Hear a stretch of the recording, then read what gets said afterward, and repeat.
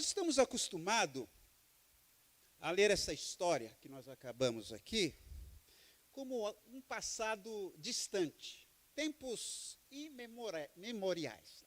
Um tal de Adão, um tal de Eva, mundo totalmente diferente.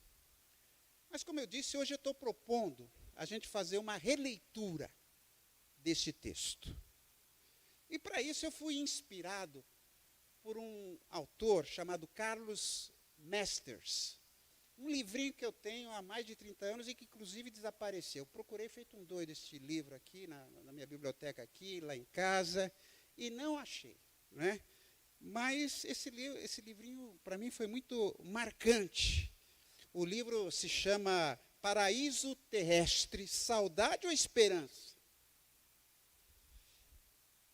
Até o século XVII, a gente acreditava que Moisés havia escrito o livro de Gênesis, ou o Pentateuco também. Né?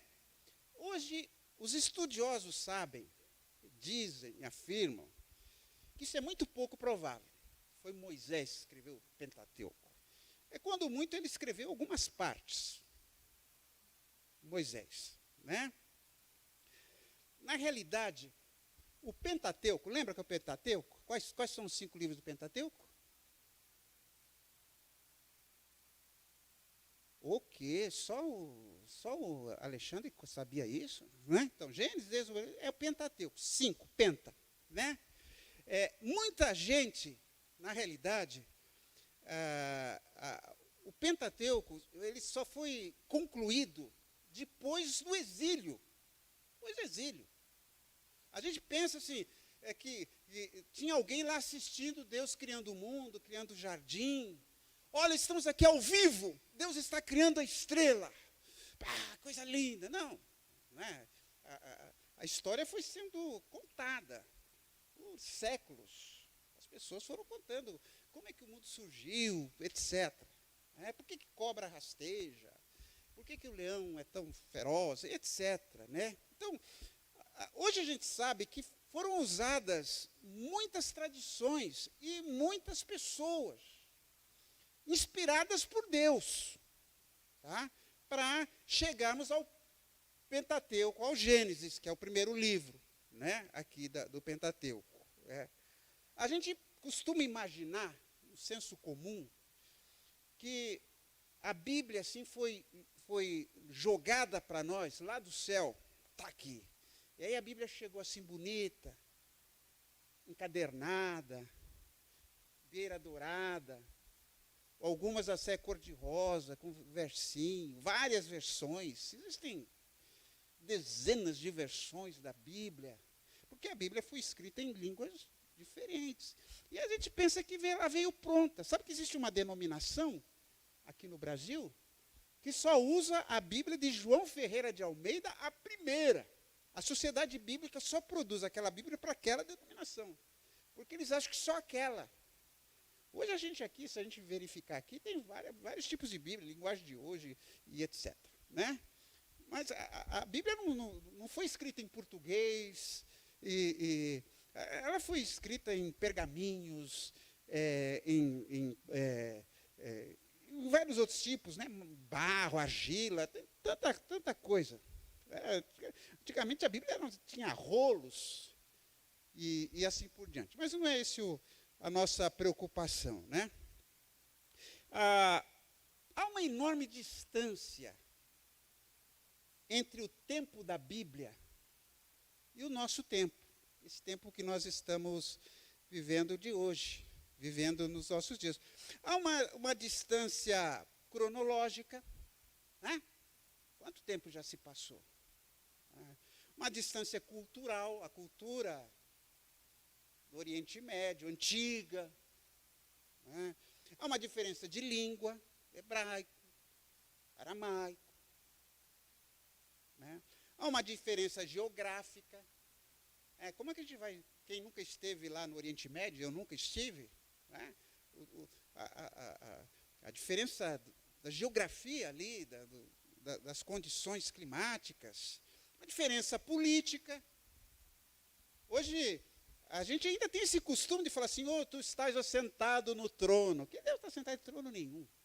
Deus precisa de trono.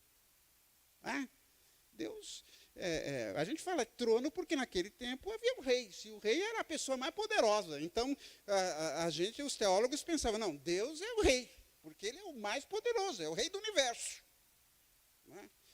Há uma diferença religiosa. A religião naqueles tempos. Vocês sabem que existia até, por exemplo, sacrifício de crianças. As crianças eram sacrificadas. Virgens eram sacrificadas aos seus deuses. Então, é uma diferença religiosa imensa. Só para ilustrar, eu já mostrei isso alguma vez, aquela imagem que tem aí, de como é que era a cosmologia da Bíblia. Né? Vocês sabem que a Bíblia é um livro pré-científico. Quer dizer, a Bíblia foi escrita no tempo que as pessoas não tinham o conhecimento que nós temos hoje. Aqui tem um exemplo bem claro de como as pessoas, nos tempos bíblicos, e até muito tempo depois, imaginavam o mundo. A Terra era plana, então as pessoas bíblicas eram terraplanistas. Não é? Havia o oceano, então a pessoa ia lá, chegasse a um ponto, ela ia cair no oceano, ela não ia dar volta ao mundo. Note, a terra tinha lá os seus fundamentos, as suas colunas, havia os mares, etc. Lá em cima, o sol, a lua, as estrelas, eles estavam pendurados no firmamento. E é interessante que havia as águas acima do firmamento. E havia lá as janelas, as comportas. Então, quando você lê lá na Bíblia assim, abrirei as janelas do céu. Por quê? Porque tinha o oceano lá em cima, abria a janela e chovia. Então, pensa, era um tempo pré-científico. Vamos entender isso. Né? Era assim. Eu me lembro uma vez, uma mãe me procurou na igreja, aqui da família da igreja, porque o filho dela não queria mais vir à igreja. E porque ele começou a estudar história, geografia, ciências, e ele começou a questionar, espera aí, isso está escrito na Bíblia, está estranho. Ele começou a duvidar da Bíblia. Porque ele achava que a Bíblia era um livro de ciência. Não é, a Bíblia não é livro de ciência. E aí eu tive que conversar bastante com aquele rapaz, isso eu creio que ajudou. Ali, a Bíblia não é nem um livro de ciência, nem um livro de história. Não a história como nós conhecemos hoje. A Bíblia não é isso. A Bíblia é um livro de fé. A Bíblia é um livro de fé. Gente, há um teólogo do século XX, um dos teólogos mais influentes do século XX, chamado Rudolf Bultmann. E no meio, nosso contexto assim, batista tradicional, sei lá, ele é considerado um herege, né? Porque ele falou da demitologização da Bíblia. A Bíblia tem muito mito, se bem que as pessoas nem sabem o que é mito e criticam, mas é isso. Mas o Bultmann, com tudo que ele escreveu, e ele tem uma obra excelente, ele era cristão. Ele frequentava a igreja, ele cantava, ele orava, e ainda, no final ele pegava a salva e ia recolher as ofertas na sua igreja. O grande Bultmann. Então, e tão criticado por um lado e tão admirado por outro. Por quê? Porque Bultmann era um homem de fé. Nós somos pessoas de fé. Nós cremos na Bíblia pela fé. Quando a autoria ou a interpretação de um texto passa a ser fundamental para nós, então isso já não é mais fé. Os irmãos entendem? Você passa como disse alguém, a ser um ignorante dogmático. Ah, é isso, é assim que eu aprendi, é assim. Uma religião que tem medo da razão, da investigação crítica, do confronto, do diálogo com as ciências, não é humana. E não presta um verdadeiro culto a Deus. Muitas vezes a gente cai num dogmatismo estéril. E às vezes a gente cai no limite do ridículo. Como muitos evangélicos têm sido considerados hoje. Vocês não sabem que hoje, para as pessoas aí fora, o evangélico é considerado um ignorante.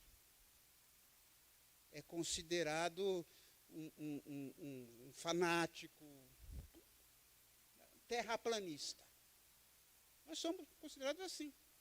Sabe que houve um tempo no meio evangélico que os crentes, os evangélicos, para se firmarem, para fazerem frente a este mundo, eles eram pessoas pastores eram muito cultos. Nós tivemos aqui, por exemplo, o pastor Carvalho. O pastor Carvalho era um homem muito culto, o pastor que me batizou.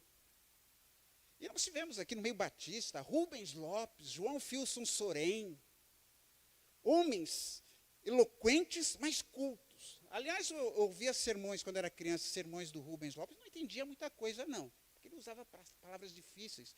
Mas por quê?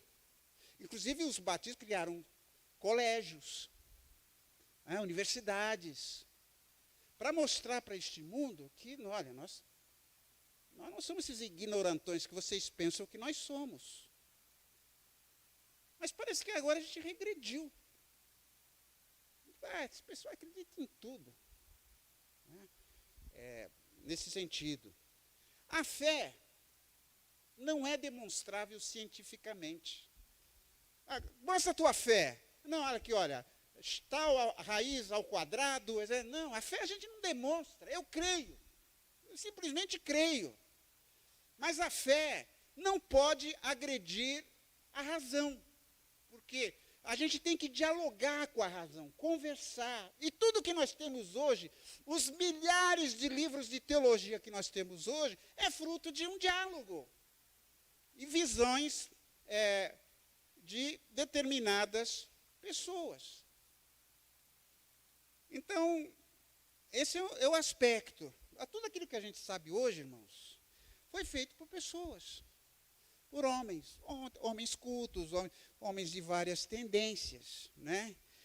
Mas o que eu queria lembrar aos irmãos, a IBVA não é uma igreja de terraplanista. Essa igreja aqui não pode ser de terraplanista. Olha bem, um cientista que se preze, um bom cientista, ele nunca vai dizer que tem a verdade final. Nunca vai dizer isso. A verdade é esta. O cientista sabe que aquilo é verdade até aquele momento. Mas eu posso descobrir alguma coisa que vai jogar por terra tudo aquilo que eu achava. Um cientista sério fala isso. Talvez, daqui a 50 anos, eu vou estar pregando, 50 anos, vai ter fé assim lá. Mas assim, a gente vai descobrir coisa. Puxa, em 2013 eu acreditava nisso. Você duvida disso? Hoje, sexta-feira, a Valéria fez aniversário e ela ganhou do filho uma Alexa. Sabe aquela coisa de conversa? E para mim está sendo uma companhia. Tenho com quem conversar. Alexa, vai chover? E ela responde, a bichinha é danada. Quem que imaginava isso? Quem que imaginava celular? E talvez existam coisas que a gente morre por aquilo hoje, briga, que daqui 10 anos você vai descobrir, por exemplo, que leite com manga não mata. Né? Então, essas coisas que a gente vai aprender. Tá? Os irmãos estão entendendo? Então, isso aqui não é nem um sermão, viu, irmão? Isso aqui é estou preparando o terreno para os irmãos. Bom, vamos à palavra. O o Gênesis afirma que a serpente era um simples animal, né? A princípio, né? Aparece lá que Deus apareceu uma serpente lá, mais uma daqueles animais que Deus havia criado. Pode mudar lá, mano, faz favor. Isso. Então assim, mas a serpente aqui que nós era uma cobra de verdade? Você já viu uma cobra andando com perna? Alguém aqui já viu? Levante a sua mão, eu quero conhecer. Né? Você viu cobra falando? Você já conversou com alguma cobra, Severina? Não? E você já viu cobra inteligente, que é mais sabido que você? Não, né? A princípio, parece que é um simples animal. Você começa a ler a história, mas pouco depois, nós vemos a serpente conversando com a Eva. Como é que ela poderia falar se era uma cobra? E como poderia ter inteligência superior à do ser humano? Porque lá no versículo 5, ela é mais sabida que Eva. Não, não é isso não, você está desinformada. Como é que ela poderia ser mais inteligente que a gente? Uma cobra mais inteligente que a mim? Então, parece que não era um animal de verdade. A não ser que as cobras, e não há nenhuma evidência de que cobra tenha falado, né? Que eu saiba, não. Então, o que foi isso? O que aconteceu? Há algumas posições sobre isso. Alguns defendem que a cobra estava endemoniada. Cobra endemoniada. Ou seja, o demônio tomou posse da serpente e usou a serpente para falar. Bom, como é que ele fez a serpente falar, não sei. Mas falou. Então, muita gente acredita nisso. Então, ela foi possuída pelo diabo para enganar Eva. Mas se a serpente era apenas um instrumento do diabo, por que a serpente foi castigada? Aquelas pessoas falam das pessoas endemoniadas. Se Deus fosse castigar todo endemoniado, todo mundo tinha muita gente rastejando por aí, né? Então, será que Deus também foi enganado? Enganado pela serpente? Uma segunda crença, a mais comum entre os leitores da Bíblia, é que a serpente não era um animal real, mas era um símbolo do diabo. Não era aquilo foi uma figura de linguagem. Mas é um símbolo do diabo, uma imagem, um disfarce literário do autor para se referir a Satanás, o verdadeiro personagem que se esconde atrás daquela serpente. E que foi realmente o primeiro tentador do ser humano, lá no paraíso. Né? Mas essa solução esbarra em uma grande dificuldade, que é que em nenhum outro lugar da Bíblia, do Gênesis, do Pentateuco, o diabo é mencionado. Fala do diabo ali, mas você não vai encontrar isso no restante do Antigo Testamento. Já percebeu que o Antigo Testamento não fala de demônio? Não fala de diabo? Notou isso você nas suas leituras da Bíblia? Não fala. E o Jó? Não, peraí. O Jó, lá fala que era um anjo, não era aquele demônio, era um anjo. Que não sei como ele participou da reunião do conselho do céu. Como é que ele entrou na reunião do conselho do céu? Não sei. Mas entrou. Né? Então não é a mesma ideia que nós temos aqui. Né? Uma terceira posição é aquela que sustenta que a serpente não é um personagem específico, mas um símbolo dos desejos malignos e dos nossos prazeres sexuais. Porque a Bíblia fala muito, fala ali no texto, que ele estava nu. Então, muitos teólogos pegaram, não, isso é o sexo. É a sexualidade das pessoas. O que está muito errado, porque Gênesis 1, 28 fala, tenham muitos filhos, espalhem-se por toda a terra e a dominem. Então, não há conotações sexuais no pecado de Adão e Eva. Então, quem é essa serpente? Essa dúvida é importante, porque eu tenho encontrado muitos teólogos, muita gente falando que esse é o texto principal da Bíblia, porque ela fala como tudo começou, quando entrou o mal no mundo, e etc. Muitos falam isso.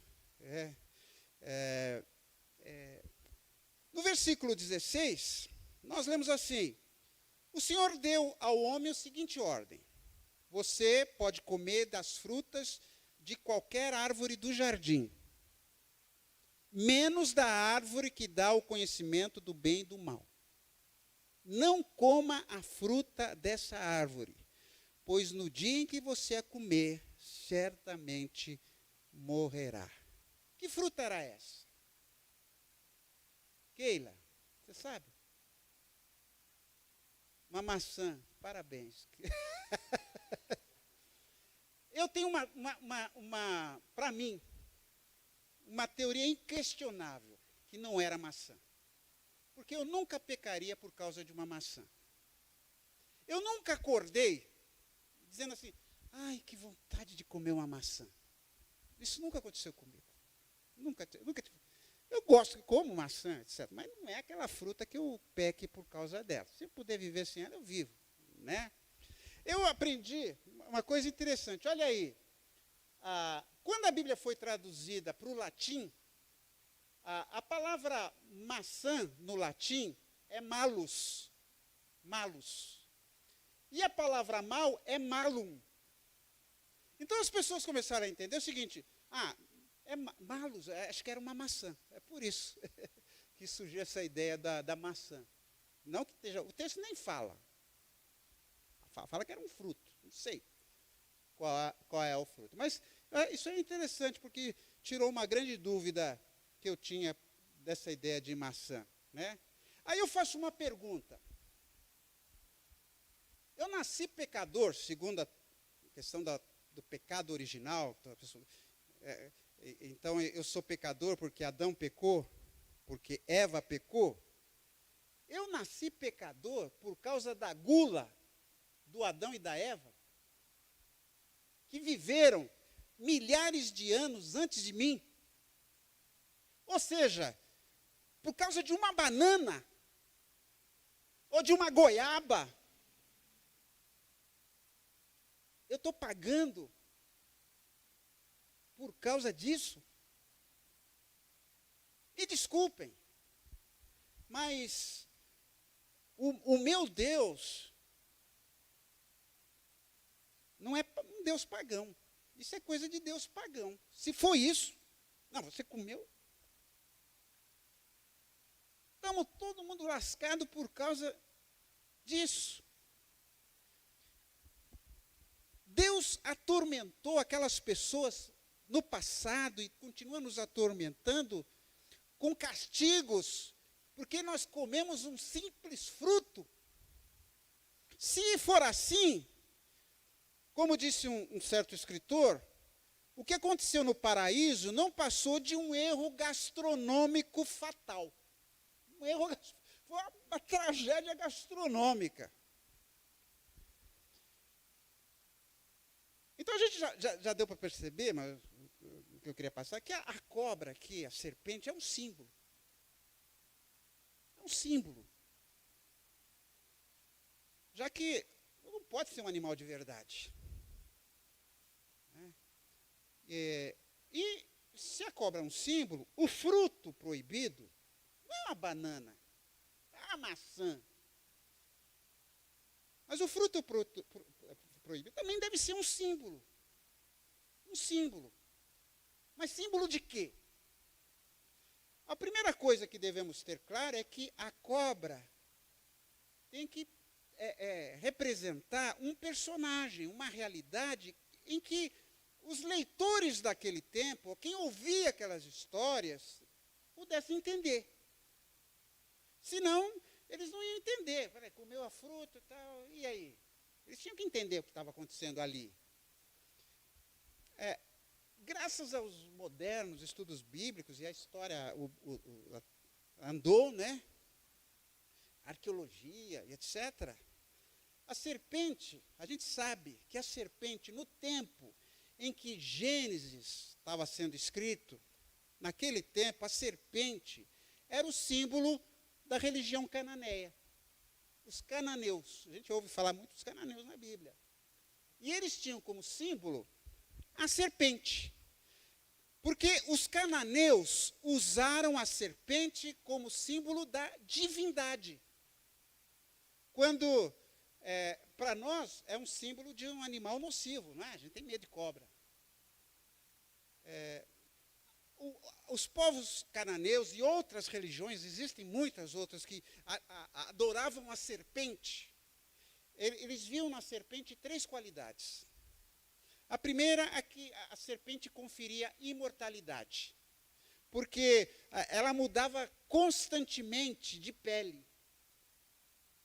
Então, ela ia se rejuvenescendo. Então, as pessoas viam na serpente um sinal de imortalidade. Né? Segundo lugar, a serpente era a garantia de fertilidade, porque ela rastejava. Né? Ela estava sempre agarrada à terra. E para os orientais representava a deusa mãe. A terra é a deusa mãe. Então havia fecundidade. A terra fecundava. Né? Então, eles viam nela um símbolo de fertilidade. E diziam também que a serpente transmitia sabedoria. Pois ela não tem... Já viu cobra piscando? Cobra não pisca. Ela não tem pálpebra. Então, a serpente, no mundo antigo, ela representava a sabedoria. Né? Por isso é que o Gênesis, nós lemos, fala assim, animal mais esperto que o Senhor Deus havia feito. Hoje a gente pensa mais na coruja, né? Mas naquele tempo eles pensavam na serpente. Né? Então, essas 3 características fizeram da serpente o símbolo da sabedoria, da vida eterna e da mortalidade. Então, a serpente era cultuada. Os irmãos percebem que também a serpente é o símbolo da medicina. Tem uma cobrinha lá. Né? Não apenas para os cananeus, que era um povo ali que rodeava, que estava no meio dos hebreus, mas também os egípcios, os sumérios, os babilônios, usavam a imagem da cobra para representar a divindade que adoravam, seja qual fosse a divindade. E o que aconteceu com os israelitas com a religião cananeia? Né? Vocês sabem, os hebreus, durante séculos, foram um povo nômade. Eles vagueavam, caminhavam pelo deserto. E desde os tempos antigos, Deus os acompanhava. A gente ouve histórias extraordinárias aqui sobre o que Deus fazia pelo seu povo no deserto. Eu não vou ficar aqui, não tenho tempo para lembrar o que. Né? Então, o Deus dos hebreus era um Deus especialista em deserto. Ele dava água, dava alimento, ele protegia dos inimigos. Esse era o Deus dos hebreus. Né? E você sabe disso. Então, eles estavam muito confortáveis com o seu Deus, Yahvé. Um companheiro de viagem, protetor das estradas. Mas, com o tempo,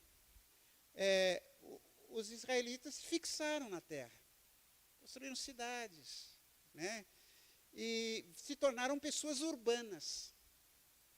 E conviveram com os cananeus, por exemplo, que era uma civilização muito mais evoluída. Eles entendiam mais de agricultura, eles entendiam mais de cuidar do gado, e assim por diante, porque eles eram pessoas que estavam ali na cidade, eram pessoas urbanas. E o Deus dos cananeus se chamava Baal. E para os cananeus, Baal era o deus que providenciava as chuvas, fertilidade na colheita e fertilidade nos campos, né? E a forma mais comum em que era representada a religião dos cananeus era a serpente, o símbolo da vida, o símbolo da imortalidade. Os cananeus adoravam a serpente. E Baal tinha uma esposa, a deusa Azerá, a deusa do amor. E de acordo com as crenças dos cananeus, e percebam, os cananeus estavam lá, eram conhecidos, tinham influência sobre os hebreus. Baal e Azerá, eles mantinham relações sexuais permanentemente. É símbolo da fertilidade. Tanto é que, junto aos templos dos cananeus, eles construíam quartos em que os cananeus iam para cultuar o seu Deus. E como é que eles cultuavam? Tendo relações sexuais com prostitutas sagradas. Quer dizer, nós vamos fazer aquilo que os nossos deuses fazem, né? Para garantir a fertilidade, para garantir a nossa boa vida, né?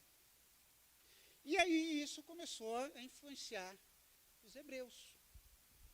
Poxa, será que o Deus deles entende mais mesmo de terra? Porque eles ouviam isso, influenciados por aquilo. E aí os irmãos percebem o perigo, né? Os hebreus... Então era muito comum um hebreu cultuava Deus, Javé. E quando a gente lê a história dos reis de Israel, a gente percebe isso. Cultuava Deus, Javé, mas dava uma puladinha de cerca com Baal e os deuses cananeus. Tanto é que Deus se apresenta na Bíblia como um Deus ciumento. Já viu isso? Deus, estou com ciúme de vocês. Vocês estão me trocando? Vocês estão adulterando? Eu sou seu Deus. Eu tirei vocês da terra do Egito e vocês estão fazendo isso? Isso aparece muitas vezes na Bíblia, né?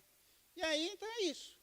O grande perigo da religião cananeia para os hebreus era isso. Eles estavam seguindo os cananeus. E a religião dos cananeus era uma religião simples, uma religião fácil de praticar. Era apenas cumprir rituais, cerimônias. Eu falei aqui recentemente sobre vida ou religião. E a religião é voltada para rito. Bom, eu fui à igreja, não ouvi o sermão, não gostei da música, não gostei da decoração, mas eu fui à igreja. Então, é fácil isso, é fácil fazer. E nem vou levar em prática aquilo que eu ouvi. Mas eu fui à igreja, isso é ritual. Não, eu cantei, fiquei de pé e chorei. Eu chorei diante da música. Por quê? Aquela música tocou meu coração, mas não mudou meu coração? Não mudou nada. Então, a religião dos cananeus não incluía nenhuma exigência moral, nenhum compromisso pessoal, nenhuma conversão, nem obrigava a prática da justiça, do amor, do respeito ao próximo. Essa era a religião dos cananeus. A prostituição sagrada, um rito mágico, supersticioso, era suficiente para agradar o Deus dos cananeus, obter bênção para as colheitas. Eu já vi gente chegando, não, hoje eu vou na igreja buscar minha bênção. Só veio buscar bênção. Como se nós já não tivéssemos tantas bênçãos, né? Então, essa religião dos cananeus era mais agradável do que as duras exigências da religião de Javé. A religião de Javé é difícil. O caminho de Jesus é estreito, por exemplo. Nós ouvimos aqui domingo passado o pastor Cláudio, né? Foi domingo que você falou de morrer, né? Você tem Morrer. Você tem que dizer, não, isso não é conveniente, vou segurar aqui. Cara, seguir ritual, fazer oba-oba, isso é fácil. Então a gente já imagina aqui o sério perigo que a religião cananeia começou a representar para os hebreus, herdeiros de uma religião austera. Assim, pouco a tempo, embora Javé continuasse sendo o grande Deus, quando se tratava de garantir a fertilidade, a regularidade das chuvas, eles começaram a se voltar para a serpente. E aí para frente. Então, esse culto às divindades da fertilidade foi durante séculos, porque, notem, os hebreus eram uma população que vivia do campo, do gado. Era uma tentação permanente. Permanente. Pensa hoje, qual é a grande tentação nossa? Não é assim, a gente vive tão lascado aí, problema de dinheiro, etc. Vamos para uma igreja que fala de prosperidade, por exemplo. E por que as igrejas estão da prosperidade tão cheias? Uma das razões, não é toda a razão, é lógico, é porque o pessoal quer grana. Recentemente um pastor contou para mim que foi um casal na sua igreja, uma família lá, não sei o quê. Aí acabou o culto, perguntou para ele, escuta, mas é só isso que vem na tua igreja? Ele falou, acho que nunca mais voltou, né? É só isso? Hoje nós estamos aqui num dia de feriadão, o pessoal torrando grana aí nas viagens, né? Então é isso. Mas, no tempo do Gênesis, que foi escrito Gênesis, a grande tentação é isso. Eu estou preocupado com a minha colheita. Eu vou lá para Minas, e o pessoal está preocupado com café, quando é época de colocar o adubo na terra, se vai chover, se não vai chover. Essa é a preocupação. Né? Então, quando o livro de Gênesis foi escrito, quando ele escreveu lá capítulo 2 e 3 de Gênesis, foi para denunciar, aqui eu estou chegando no final, denunciar os perigos que a religião cananeia estava causando aos seus irmãos israelitas. Segundo ele, todo o mundo, toda a sociedade, todo o povo hebreu, que representados em Adão e Eva, deveria estar vivendo no paraíso. No entanto, qual era a realidade? Era injustiça, fome, dor, morte. E a causa de todos esses males não era outra senão a serpente. A religião cananeia, que levava o povo a se refugiar em meros ritos externos, a ponto de o profeta dizer assim, falando em nome de Deus, afastem o estrépito dos teus cânticos. Eu estou cansado dessa sua cantoria. Buscar a proteção e a felicidade de Deus, não em uma vida moral, justa, honesta, mas em uma vida de rituais, práticas fetichistas. E por que o autor de Gênesis diz que a serpente nos leva a comer a árvore do conhecimento do bem e do mal? Em hebraico, dizer bem e mal equivale a dizer tudo. Bem e mal no hebraico significa todas as coisas. É como uma das práticas cananeias. Os cananeus, quando queriam saber as coisas, eles procuravam os feiticeiros para saberem o futuro. Algo que para o israelita era inédito, porque para o hebreu, o futuro está nas mãos de Deus. Então, isso era conhecer o bem do mal, conhecer todo o futuro, conhecer tudo sobre todas as coisas. O autor de Gênesis queria se referir aos males que a religião cananeia estava causando em sua sociedade.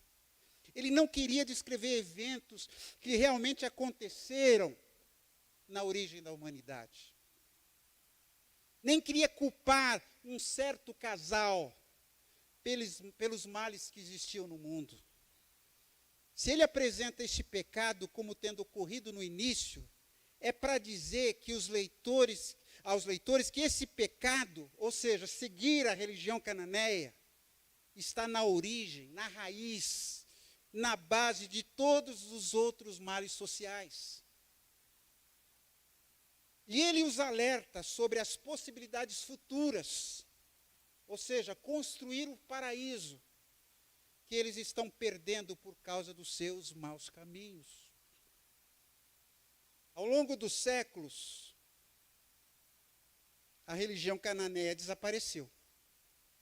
Não tem nenhuma influência sobre nós. Mas a serpente perdeu seu significado original e tornou-se, para a mentalidade judaica, um símbolo do mal e do pecado.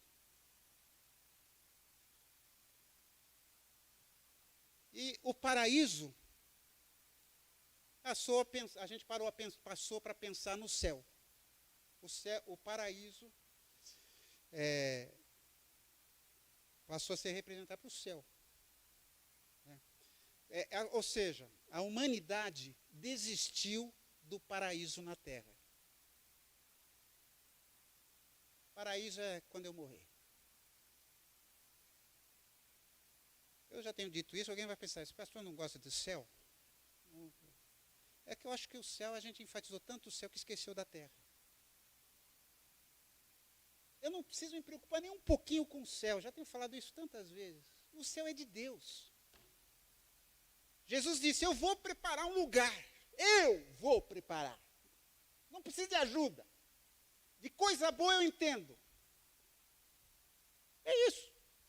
Eu tenho que me preocupar com isso aqui, ó, com esse planeta em que eu vivo.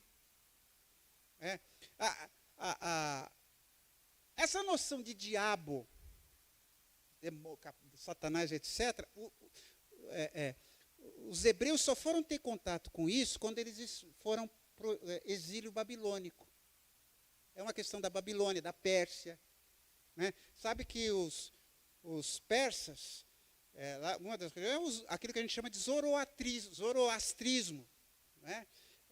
E de acordo com os princípios básicos do zoroastrismo, existem duas forças de luta, o bem e o mal. Aliás, muita gente ainda pensa isso. A força, o lado da força e o lado, como se houvesse Deus brigando contra o diabo. Isso não existe na Bíblia. Deus não está brigando, Deus não está preocupado com o diabo. O diabo, a Bíblia diz que o inferno foi preparado para ele e para os seus anjos. Não existe uma equivalência de força. A gente não precisa ter medo do diabo. Porque Deus é o soberano.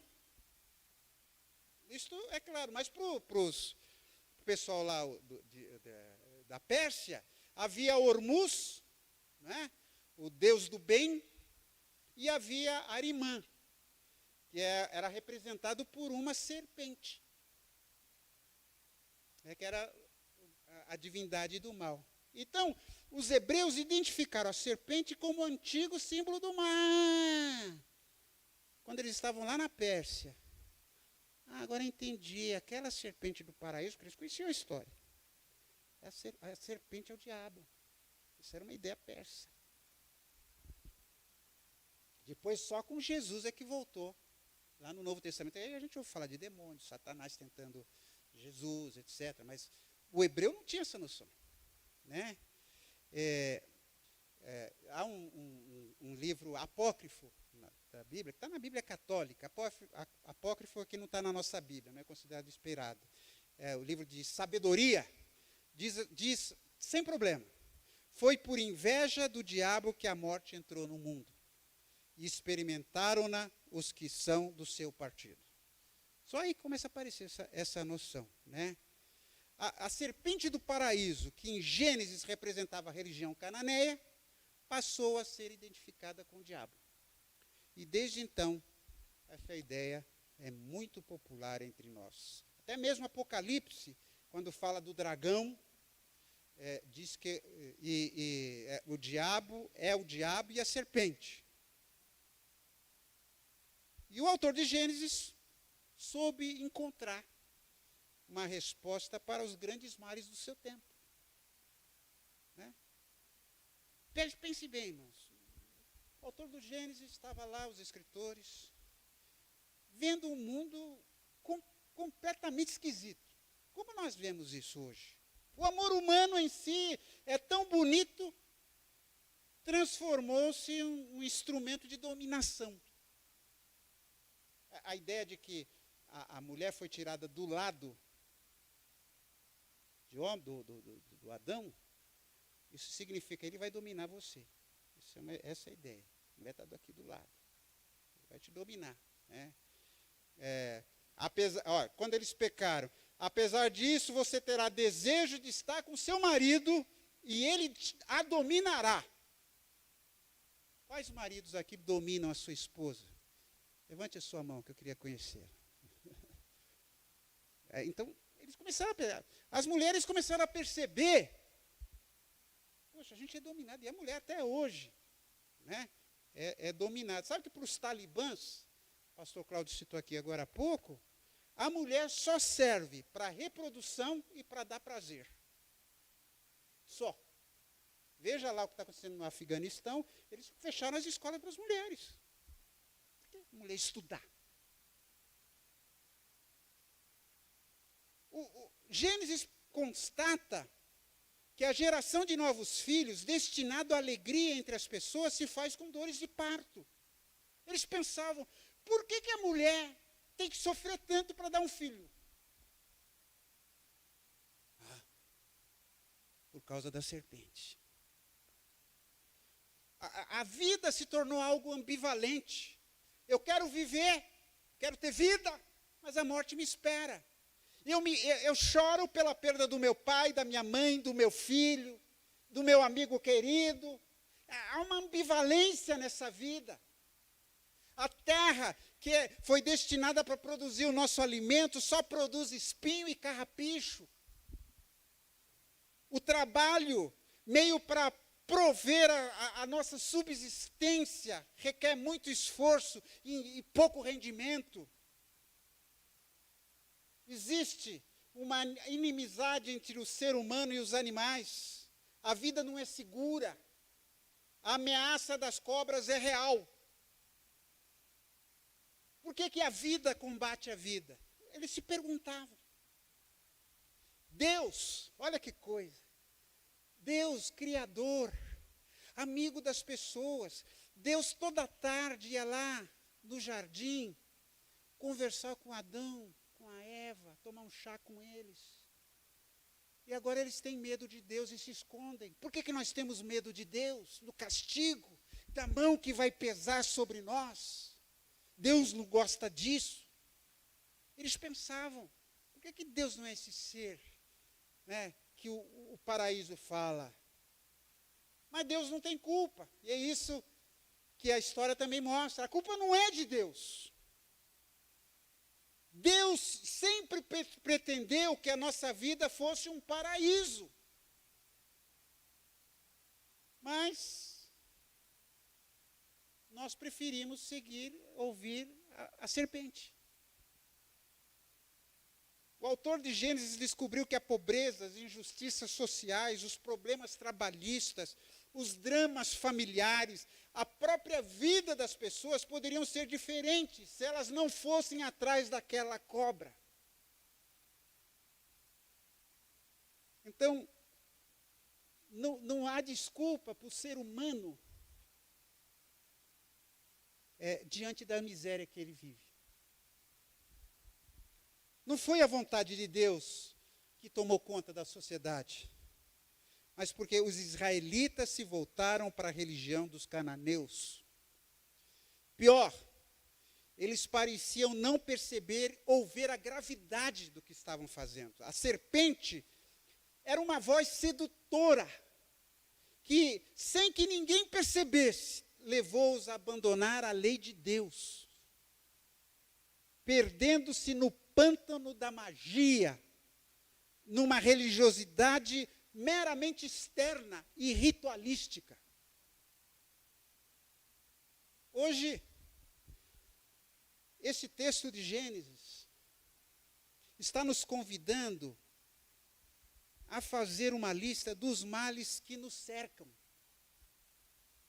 E nós temos estudado isso, hoje nós falamos sobre isso, domingo passado nós falamos sobre isso, sobre os males que nos cercam. Nós discutimos hoje o problema das minorias. Nós poderíamos citar a homofobia, nós poderíamos citar o problema de feminicídio, mulheres que estão aí, que são espancadas, a exploração do trabalhador, o trabalho escravo em muitos lugares do nosso país. E temos que tomar consciência de que mesmo nessa nossa sociedade, nesse nosso Brasil, 2023, disfarçadamente, uma serpente está se infiltrando com uma voz sedutora e fala conosco, fala aos nossos governantes, aos nossos líderes, aos nossos religiosos, aos pastores, bispos, apóstolos, arcanjos, para nos afastar da lei de Deus. Isso nos leva a construir uma sociedade mesquinha, que é a sociedade que nós vivemos, uma sociedade de miséria, de opressão, de injustiças, de crianças abandonadas, de mulheres subjugadas, de homens sem trabalho, de corrupção social, de falta de solidariedade, enquanto nós nos sentimos religiosos, porque praticamos as devoções e os ritos formais da nossa igreja. Hoje pela manhã a gente estava citando aqui, por exemplo, recentemente no Brasil, houve uma discussão sobre uso de absorvente feminino, de se entregar de graça, gratuitamente para os necessitados, absorvente. Porque haviam meninas que não iam à escola porque elas não tinham absorvente. Imagina essa sociedade que a gente vive, isso é irreal. Esse é o mundo. Pessoa que tem que discutir, pensar, ou eu pago aluguel, ou eu compro comida para o meu filho. Esse é o mundo que a gente vive. Você acha, a gente não enxerga isso? Tá certo, estamos aqui na Vila Alpina, não é um bairro razoável. Então, note, o nosso grande desafio é descobrir essa voz da serpente hoje. Desmascarar a serpente. Não ficar dando ouvidos à serpente. E você sabe como a gente ouve a serpente toda hora. Agora estamos no Black Friday. A Maiara não sai do computador para ver o que ela vai comprar. É ou não é, Maiara? Mentira, né? É comprar. Você compra o que não precisa, com dinheiro que não tem, para agradar quem você não gosta. É isso, tem um monte de coisa. Bazar, nós falamos do bazar. Quanta coisa é vendida aqui no bazar a preço de banana que tem gente que comprou no crediário. É ou não é, Macreus? Eu usei uma vez, duas vezes. Eu comecei a falar domingo, quinta-feira, sobre a doutrina da simplicidade. Não deu tempo. Mas aquele texto me mexeu muito, principalmente nessa época de Black Friday. Falei, caramba, é mesmo. A serpente está falando toda hora para a gente, aqui nessa sociedade que a gente vive, nas mídias sociais, nas opiniões dos economistas e de tantas outras pessoas. Então a gente precisa entender que paraíso não é o céu. Céu é para depois desta vida. o céu, se eu estou em Cristo, está lá para mim, eu vou chegar e encontrar Ele prontinho, e vou ver coisas que eu nunca nem imaginei. A vida que nós temos é esta aqui, é a única que nós conhecemos. E é por esta vida, meus irmãos, que nós devemos lutar. Eu acredito, esta igreja acredita, eu espero, que a gente pode tornar este mundo um pouquinho melhor. Essa família que a igreja está colaborando, veio lá refugiados do Afeganistão, saíram do inferno. Nós estamos tornando a vida dessas pessoas melhor. Nós podemos tornar esse mundo melhor. Paraíso, saudade ou esperança, como perguntou o Masters. É saudade, porque esta vida não é o paraíso que nós planejamos por Deus.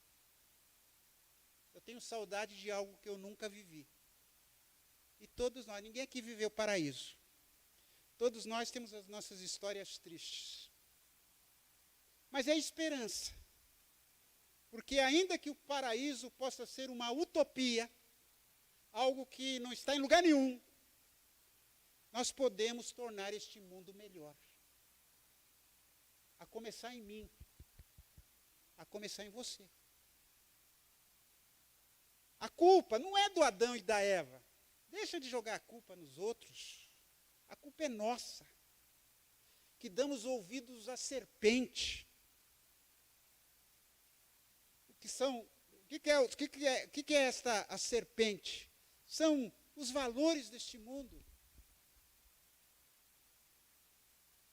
São as ilusões desta vida. E como nós temos ilusões. Como nós vivemos aqui como se nós fôssemos o centro do universo. Essa é a serpente que está falando com a gente todo dia. E fala, inclusive, através da religião. E aí a pessoa está com sua consciência tranquila, porque não é isso. Ah, que saudade do paraíso. E que esperança de que eu possa tornar este mundo, pelo menos o lugarzinho onde eu estou, um pequeno paraíso. Nós podemos fazer isso como igreja. Que Deus nos abençoe.